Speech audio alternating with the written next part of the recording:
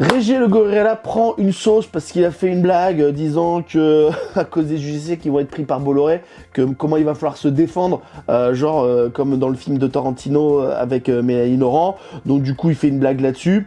Bien sûr, il y a des mecs d'extrême droite qui sont là, bah, attendez, arrêtez de vous moquer des nazis, ils sont pas si méchants que ça. Voilà, bon, ça c'est un peu le concept de tout, hein. Parce qu'en fait, c'est marrant parce qu'il ne dit pas d'extrême droite dans son tweet, mais tous les mecs d'extrême droite se sont visés parce qu'il y a un drapeau nazi.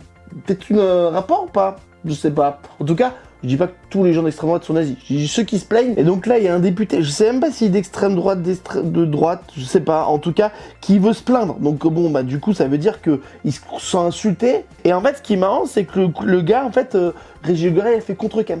Parce qu'en fait, le gars, il dit, je vais porter plainte, je vais appeler le procureur de la République, et tout ça. Et puis là, Régis Le Gorilla, il dit, ok, très bien, ce soir, il me semble que vous êtes accusé d'escroquerie, de cumul d'activité, de propos discriminatoires racistes, d'infraction.